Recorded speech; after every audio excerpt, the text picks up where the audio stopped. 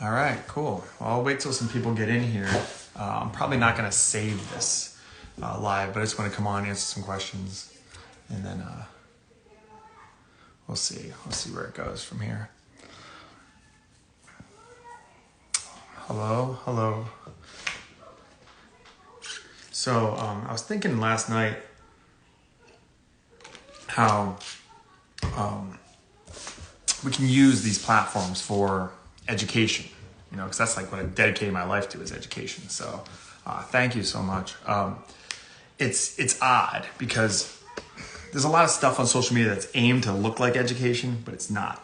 And again, it's also not like I have all the answers. Like I want to do a Q&A right now. I don't know. But even when I teach, 16-year-olds, I don't necessarily know the answer. It's like I'm on my own learning journey, and then other people kind of come along for the ride type of thing. And then my students are on their own learning journeys, and I can kind of just guide them, like teach them, my process for trying to learn things. And just moving that to social media has been really cool. It's been really, really interesting. So I'm going to try and answer some of these. See what questions we got. Dude, let's hang out. All right, yeah. All right, cool. Come to LA. Let's see, get a real question. Have I checked out Modern Warrior page? I don't think I have. I'm not sure. Is the feminist movement undermined by people changing definition of women? Okay, this is an interesting one. The LGBTQ kind of activist movement and how that works or opposes the feminist movements. Judith Butler, going back a while, Judith Butler was the one who really started to muddy the waters a little bit. There are very masculine women and very feminine men. Sometimes they're homosexual, sometimes they're not.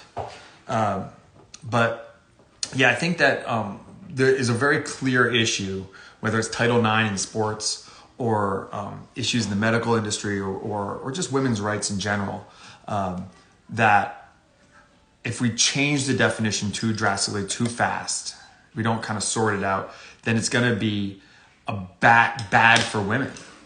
For example, the Jeopardy champion, who she won, the trans woman won as the most successful woman on Jeopardy, but she's a biological male. Now, does her being biologically male help her on Jeopardy? Yeah, maybe. Hey, what's going on, guys? And I say that because chess is a good example. Of the top 100 top chess masters, there might be one woman on there. So that's not to say that women are not as smart as men. That's actually not the way the social science works out. The way it works out is that men are at the tails of like the spectrum. Women are more in the middle. So the dumbest person in society is going to be male and the smartest. Where women, the average is somewhere in the middle. So you get the extremes more with men. And because of that, when it comes to women's achievements, if we bring in trans women into that, whether it's intellectual or it's physical, I think it's a problem for women's achievements, because we have Title IX, we have separate men's and women's divisions of things, including chess, including billiards, and things that don't require physical strength for a reason, because we are built differently evolutionarily.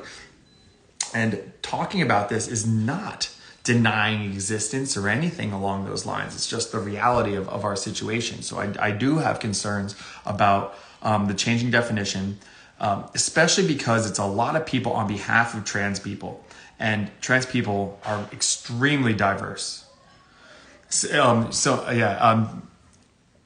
Daniel, you wrote, it helps explain why men are mainly CEOs and billionaires, but also the ones in prisons. Yes, I think the statistics, and I might be off on this, but I think it's something along the lines of like 93% of on-the-job fatalities are suffered by men, and 93% of the Fortune 500 CEOs are men. So exactly right. The most dangerous, because the risk taking is women, again, evolutionarily, can't take as many risks.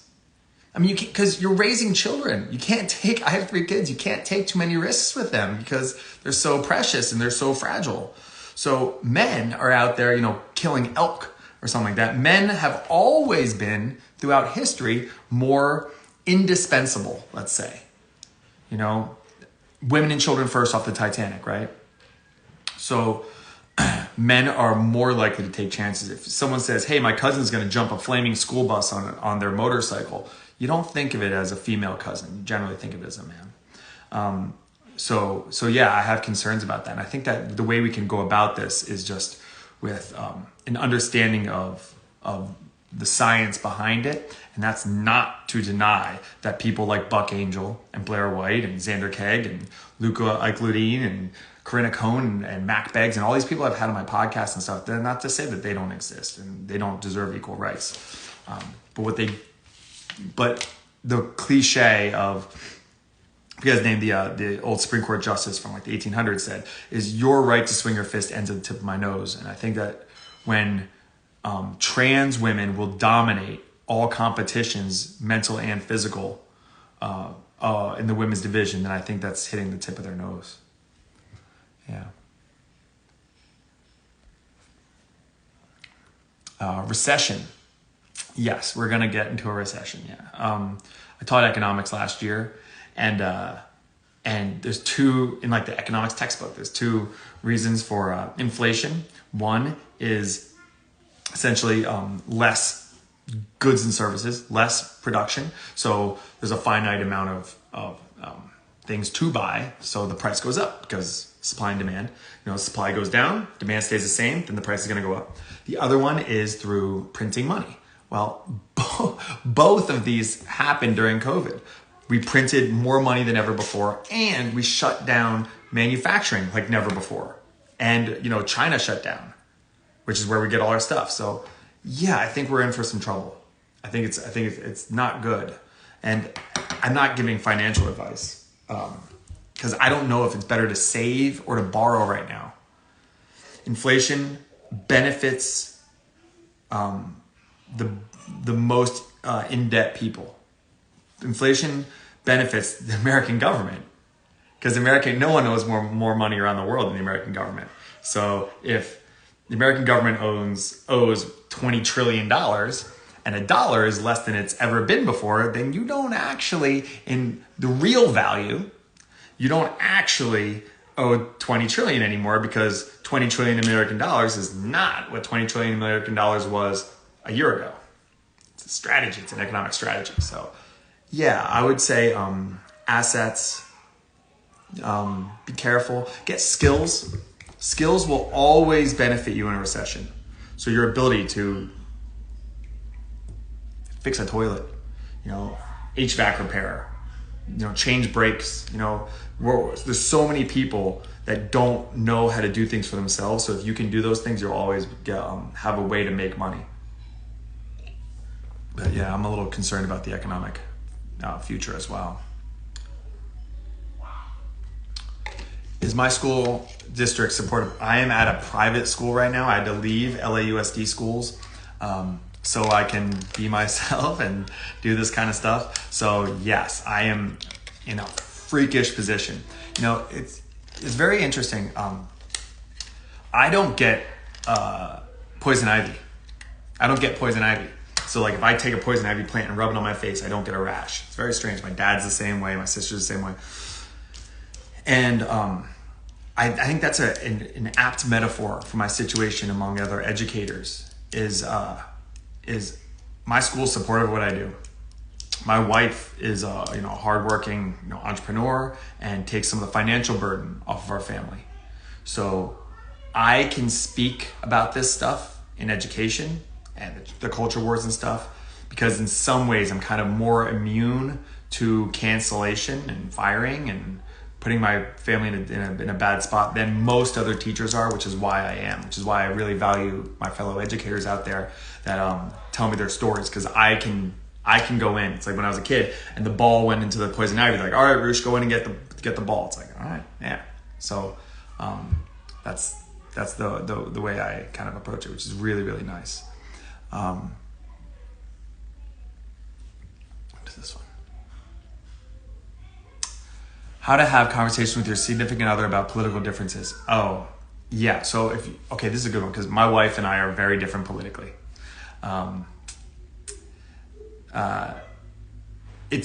I understand why my wife thinks differently. She's far more conservative than I am. And she came to this country when she was 8 years old, and it was 10 of them in a a split one-bedroom apartment. And they just hustled. They basically dumpster dove and got broken tools, and then the whole family refurbished them and then sold them at a swap meet and worked their way up from there. Like, that's not my background. My background is very lily white. It's very, Northeast, liberal, white picket fence. And so I am just different. I'm way more progressive in my approach. Even though people say all the time that I'm like really conservative, I'm actually not.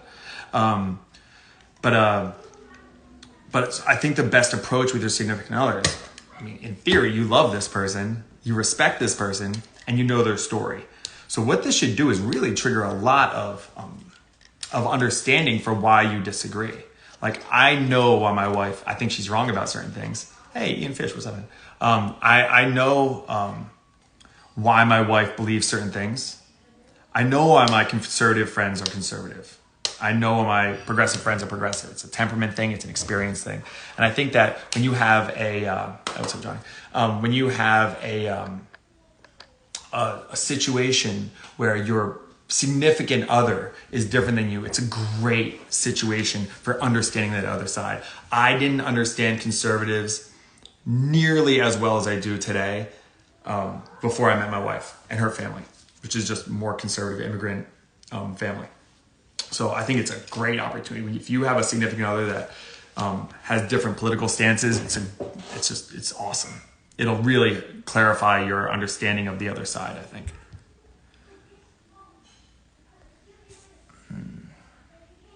Nope. Okay, let's see if there's another one. Did Josh Hawley transact this video from this week? Yeah, that's... Look, we fall into this... It's wrong. We fall into this idea that, this woman teaches at Berkeley Law School. She is smart. This person is Harvard graduate. They are smart. You get over that real quick. I have talked to so many dum-dums with Harvard degrees that I'm over it. I don't think that's the case. Especially when you bring ideology into it. I think ideology, I don't know whose quote this is or if it's a quote, but ideology drops your IQ like 20 points. And that woman, the woman from Berkeley Law School, I'm sure she's really smart, but she's also an ideologue. She's deeply entrenched in ideology. And because of that, I think she's basically appearing dumb.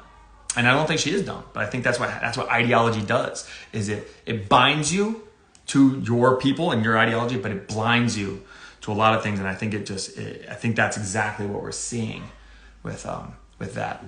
I'm just going to do some Q&A, Johnny, but we'll definitely go live together in the future. I'm going to do this, and then I got to take my kids to jiu-jitsu and do jiu-jitsu myself.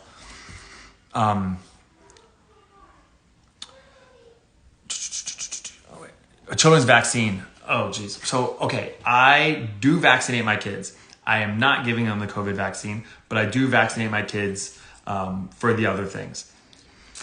I don't know. I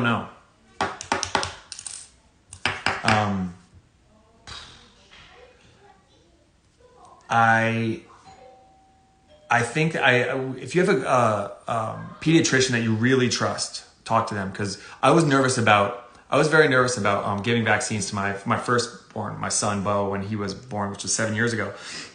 And we had a great pediatrician. He doesn't have any more, but he's a great old man. He's like a character from a movie, just like perfect, like old, super sweet pediatrician. And I asked him about that. He's like, very understandable. Don't apologize. He's like, I'll tell you this. My grandkids, who I love more than anything in the world, I keep them on this schedule. He's like, I think that matters. I don't know, but I would talk to as many people as you can that you respect, who know about vaccines, and maybe think differently than you and ask them about it. But I'm not going to give advice on that. I'm not sure. I have not seen the Candace Owens breakdown about the vaccines. No. But that's what got me. I'm still shadow banned, apparently. That's what got me. Shadow banned is talking about the vaccines. Because I have some friends that got really jacked up from it. But I also think that all the dangers of myocarditis and stuff like that, there are connections to myocarditis from COVID. So we're all in our camps. We're in the pro-vax, anti-vax camps. And I don't know which one I am. I think Instagram would say I'm in the anti-vax camp, but I got a booster shot. So I don't know. I don't know about that. That one's really tricky. Oh, I'm a secondary teacher in Northern California. I don't feel comfortable speaking out the way you do. Okay, so that goes back to what I said. That's from Kate's side. Thank you, Kate. I can speak for you. I get it. If I was not in my situation, I would be terrified too. Many, many, many teachers are terrified, and they should be, because of what happened to Paul Rossi, who's now a friend of mine. He got fired from his school for being very reasonable. So you have to be very careful. Yeah, if you're in public education, be careful. I get it, but I will speak for you if I can, if that'll help in any way. Because like I said, I'm in just a unique situation. But if I was in this situation, if I wasn't immune to poison ivy, I wouldn't go get the football at the poison ivy. So I'm not necessarily more brave. It's not really what it is. How did I find out that my school was supportive? Yeah, they got letters. They got letters to the school. I was nervous. I keep those things very separate. I don't talk about openly about the name of the school. I don't tell my students. I'm sure a lot of them follow me on Instagram, but I don't talk about my Instagram much there. I keep those worlds very separate. But once letters started coming in, you employ a racist, sexist, homophobe, then it was oh, well, it's here. They're oh, are you doing something online? Well, yeah. All right, we're getting these letters. They're not true. The families love you, and the kids love you, and we love you, and you're a good employee, and all that kind of stuff. So just keep doing your thing. Very lucky. Very lucky. Yeah. What's up, buddy? I'm on a live. I'll be done in a couple minutes. My son's being crazy. All right. Oh, Marcus Hemingway. Post some cool stuff. What rights are the LGBT community are fighting for that the Constitution don't already provide? Okay, that's a good question about especially in trans rights and stuff. If you interpret the Constitution to provide healthcare, like universal healthcare, then that gets into the whole thing. I don't think that's clear. But an example of this, and I'd have to think about this question, but an example of this that I give to my class is when gay marriage was kind of controversial.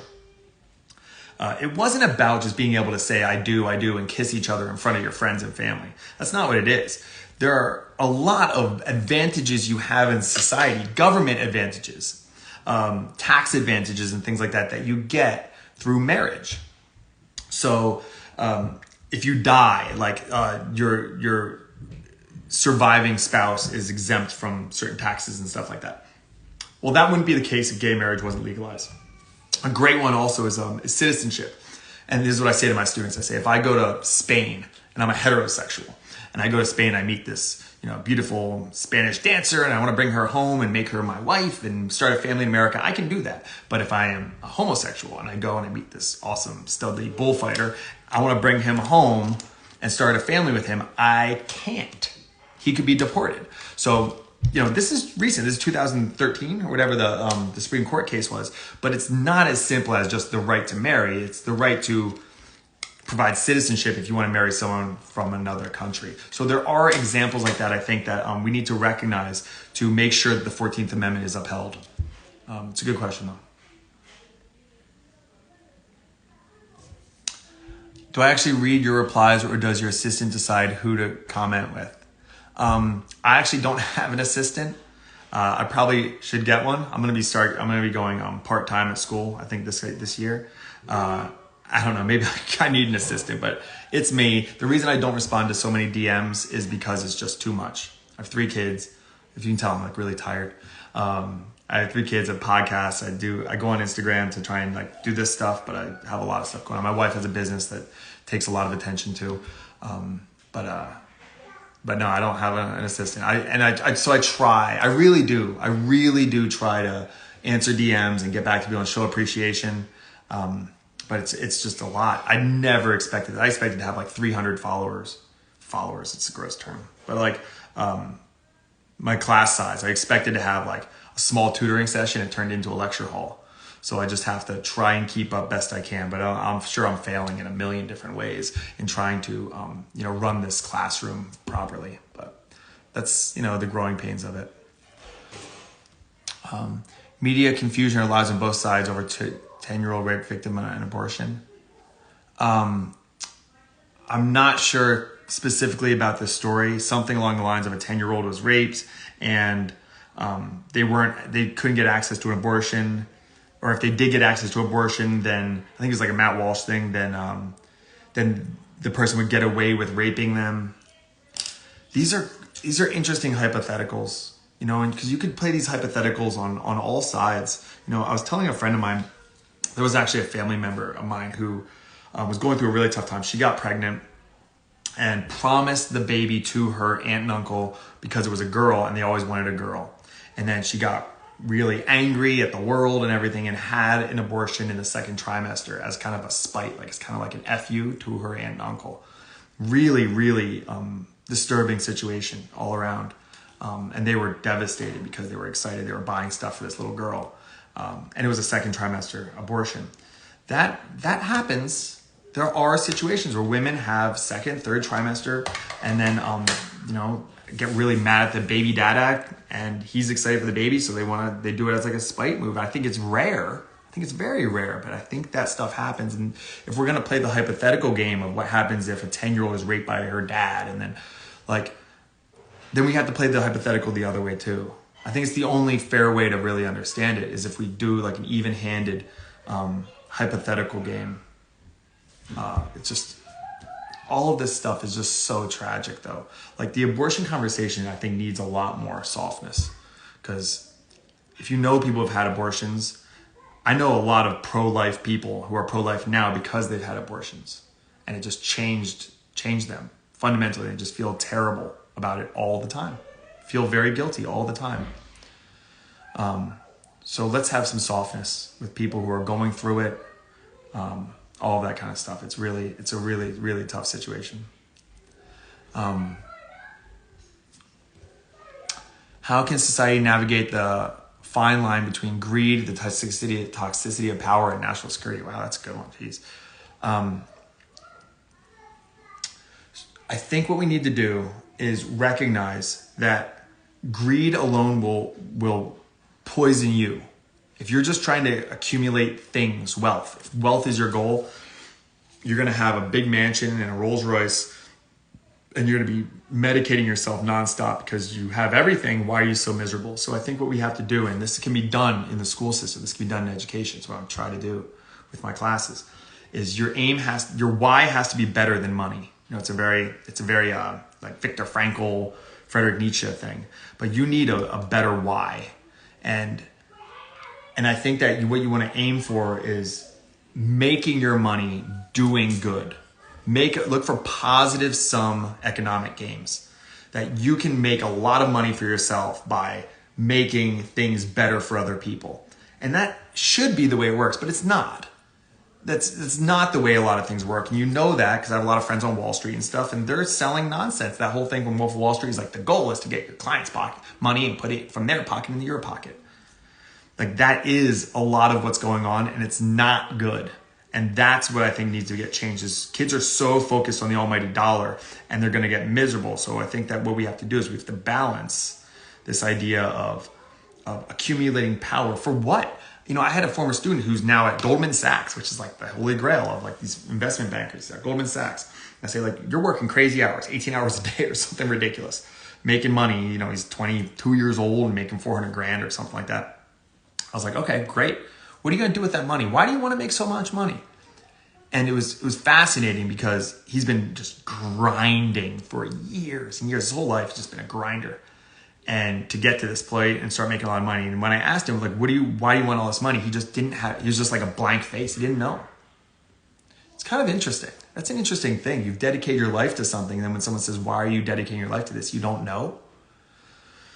So that's what's happening though. A lot of people just want it because they're trying to make up for the fact that their mom hugged them too much or not enough as a kid. So they have to get, they don't feel like they belong. So they have to get the yacht because that person who belongs has the yacht. So I guess I do too, or gets the new Aston Martin or whatever it is. And I think it's something that, therapy and some psilocybin trips would probably be a lot easier for them to work that out than dedicate their whole life to something that's going to end up leaving them kind of stranded. I think that's an issue. Who do you think makes more sacrifices for society, men or women? That's such a divisive question. I think it's different. It makes more sacrifices. I don't know. Well, to keep society going, you need women to give birth. And giving birth seems unbelievably hard. What it does to your body, what it does to your mind, what it does to your plans, your career, that anchor for not just 9 months, but forever, because you can't pop around. It's not societally acceptable for you to pop around nearly as much as the men. So women sacrifice a lot.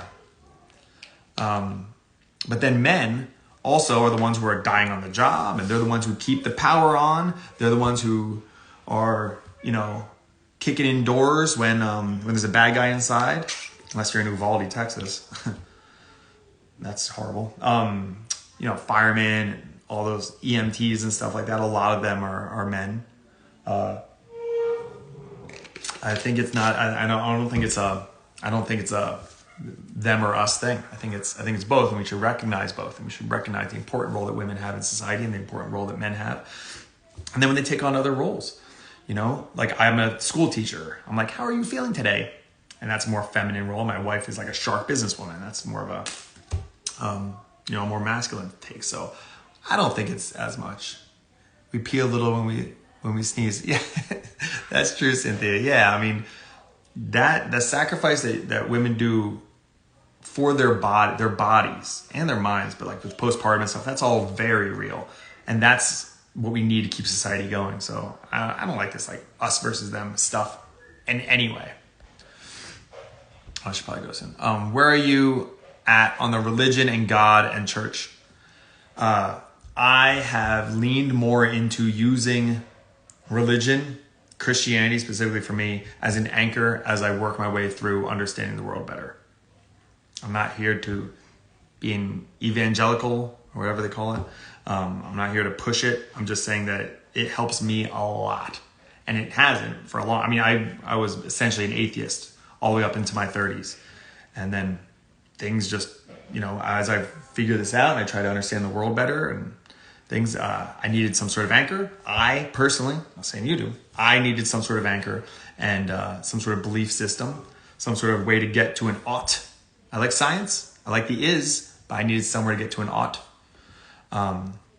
So I've leaned into Christianity more and the stories of the Bible, and I think that they're beneficial. So I think that something like Christianity is extremely powerful. Extremely. What it can do in people's lives is unbelievably transforming. Like one of the only ways out of serious addiction is through AA and the 12 steps, and that is deeply rooted in psychedelics, actually. Bill W. is into psychedelics, but also in religion. So it's extremely powerful and transformative, and anything extremely powerful, going back to wealth too, anything extremely powerful is going to be abused by people who are seeking power. So that's why there's so many disgusting acts in the name of Christianity, in the name of the church, because it's such a powerful thing. And that's something that, as someone who I guess identifies, gross term, identifies as a Christian, I think that that's why I'm so angry at the way that so many Christians behave, because I think it's just terrific. I mean horrific. Sorry. There's so many questions here. Okay.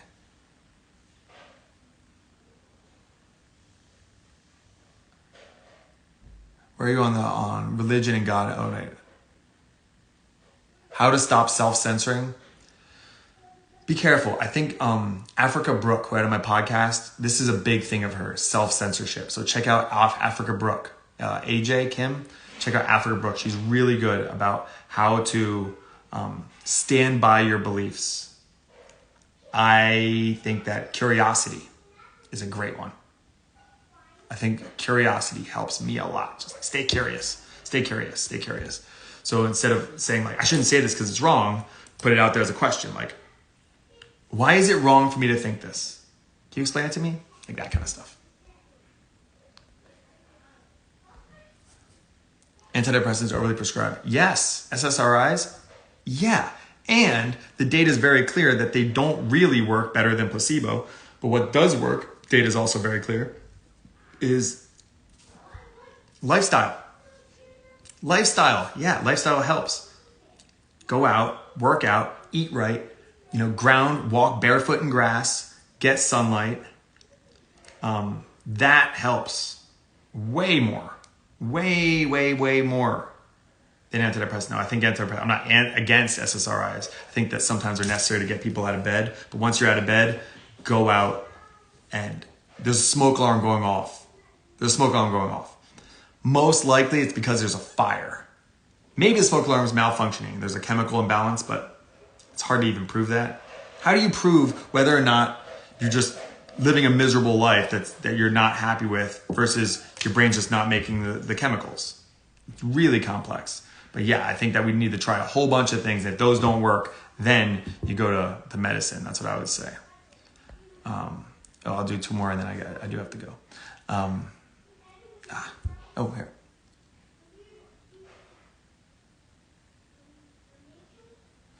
Okay, so alt reporter, Nick from there is trying to basically change the way that we do journalism because the corporate model is not good. Because if someone's giving you money to keep you employed, to keep your business running, and they do something negative, you can't report that. It's so obvious. The Washington Post is not going to talk about how Amazon abuses its employees. It can't. So I think that people are starving for just news that's not corrupted. I think they're starving for it. I think there's a lot of ideologues who like just being told what they like, who like just being told more confirmation bias. But I think there's a really strong middle. What's up, Anthony? There's a really strong middle that is starving for just tell me what the news is, tell me what it is, kind of straightforward. To do one more and then I do have to go. Anthony, you and I, we're going to jump on a podcast soon. Okay, one more. Is there a way to talk thoughtfully about the identities that are protected under civil rights in terms of it?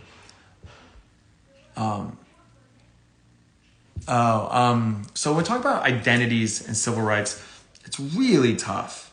I do a whole activity in my class. Like, if you're a black woman and you have a clothing store that's for a black woman's style, should you be allowed to only hire black women? And then if I apply there, say, I'm not going to hire you because you're a white man and that's not really my brand. Should you be allowed to? Yeah. I love that. Hug your children. Oh, thank you. Yeah, you should be allowed to. But that's a protected category over race and stuff like that. So I think it's really, really complex and kind of messy. Yeah, I don't know. I like these Q&As. I'm going to try and do these more. I really appreciate it. I'm not going to save this, but I'll jump on and I'll save these from time to time. I really enjoy them. I got to go get my kids ready for their jiu-jitsu class and stuff like that. There's 28 of you in here or whatever. I really appreciate you. I'm going to keep doing this, and I don't know where this is going to go. My doorbell's ringing, but I'm shadow banned. So, the more you guys share my account and everything, it'll be great. It'll be great. Oh, save it? Maybe I'll save it. All right. Thank you, guys. Anthony, I'm going to call you soon. Take care, guys.